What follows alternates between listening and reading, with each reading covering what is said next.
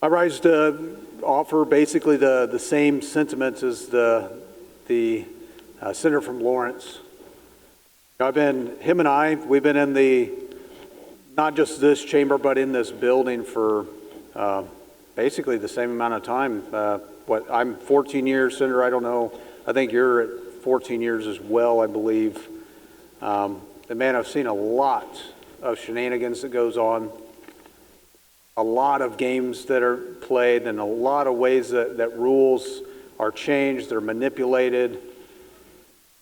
And it's not for the betterment of these bodies and of these chambers. I mean, I'll never forget when I first came into the House, green freshman, everybody comes in, you think that you're kumbaya, everybody's locking arms, and, everybody's on the same team, and they're pushing forward for some changes. And I'll never forget, the change was that you had to submit.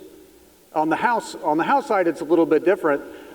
You submit your amendments, and it's distributed electronically.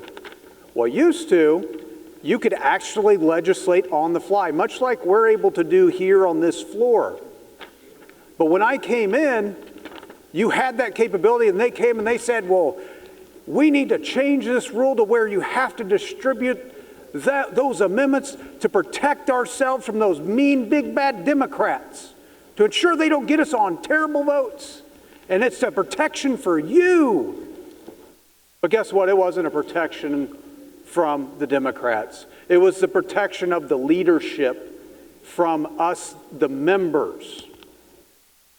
It totally tied the hands of the individual legislator to be able to legislate on a bill when they find something on the fly like that may be actually detrimentally wrong with the bill, that may actually be extremely reprehensible to the Missouri, our Missourians and the people we serve. But we literally gutted our capability to legislate on the fly. Why? Because we were sold a bill of goods that it was for protecting ourselves from the big bad Democrats. And I came over here in the Senate, and I always heard that, man, this place doesn't ever change rules. Everything always remains constant. We protect how we operate here. Well, when I first got here, I know the change is and the want and desires to go to 18.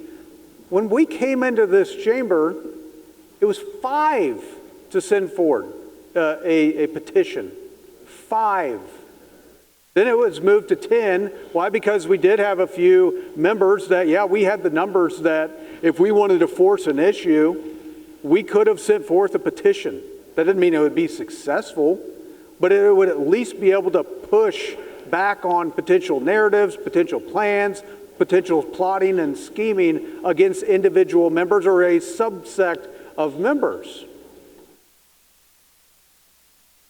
But what this is going to do is it's going to inoculate and protect the minority. Now, I get we need a filibuster. The filibuster is extremely critical. No, we're not Washington. No, we don't have these zombie filibusters that they just get to say that they're going to filibuster and they get to go eat wine and cheese at the latest club down the street and they just get to tear everything down without having to do what we have to do and stand on the floor. But it at least, with that filibuster, allows us that capability to stand for our position. But at the same token, to move the previous question is exactly what's needed when we have a super minority that refuses to move on issues like we saw last year, like abortion. Now imagine if you can't get that 18th signature. I mean, it really truly has potential repercussions and harm that can be done through the state of Missouri. Now, I want to give accolades where accolades are due. Our current leadership is fantastic. I love the senator from Shelby, the floor leader. I mean, they've done a tremendous job in being leaders, and that's one thing that led to a lot of the actual vitriol that was in this body, because we didn't have an actual vision. We didn't have a plan. We didn't have a mapped out objective of how we're going to move the ball forward for conservatism. We didn't have that. We had other leadership that was actually to the detriment, worked their butts off to make sure that we didn't have the capability. We had no vision. I mean, it's inscribed on the first floor rotunda. Those who have no vision perish. We had no vision. Therefore, we had complete total dysfunction in this body for years. And that same leadership, I lost my chairmanship, lost my parking spot, because we were trying to force our issue and force this state to a better conservative Missouri.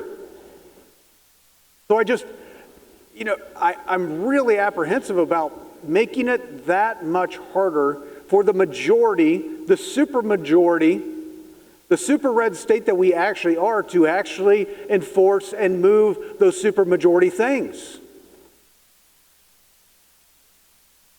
I mean, we sat here on the floor like last night, Parents' Bill of Rights. It's inherent. It should be inherent. It should not be controversial. Yet we spend hours and we have a lot of angst and a lot of pushback. And all we're going to do by this move is solidify that to where you will never get anything really, truly hard and really, truly impactful done unless you have all 18. Last year I had the Second Amendment Preservation Act. Second Amendment's a huge issue. Go talk to your voters in your district. Their constitutional rights are really big. They want things done. They want them to continue to be protected. It was an act of God to get up to, yes, I had 10 signatures on that petition. I didn't send it forward because we'd already done 2 PQs. But I had the opportunity and I could have forced that vote. And do I feel we could have? Absolutely.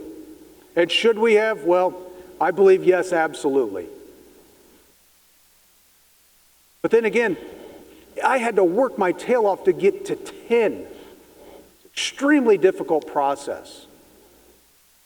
Now we're going to move that ball even further to where all those big, massive red meat. Now again, if you have the proper leadership, as we currently do in place, it's a cakewalk because they see it and they want to do it and they'll help get it achieved. Again, this is not an attack on our current leadership. I've said it several times. They've been fantastic. But that does not mean that's the current leader or the future leadership of this body. That may be the antithesis of the movement of Missouri and where we need to be. Now on the legislative day, that's another big one.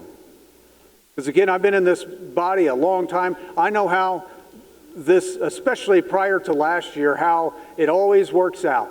Is everything is left to the very last week of session. We're going to get it done. The last week of session is it. But when we tie and bind the hands and require a legislative day, and just like the senator from the 22nd said, you don't know when that is. How many here were here when Senator Rizzo that was sitting over there, I can say his name now, he's not a current senator, Sonny died the building. Heck, we were done. He adjourned the session before we even knew that we were going to be done. But when we don't know these things and then we're going to put these potential limitations in place, and all of us put in months and months and months and months and months and months of work into trying to get a bill across the finish line. But I just wanted to kind of wrap up, the necessity to give the flexibility for us to be able to get the things that Missourians are requiring us to get done. And as we all know, and if you've been in this building longer than 5 minutes, you know that everything is basically left to the last week, 2 weeks of session.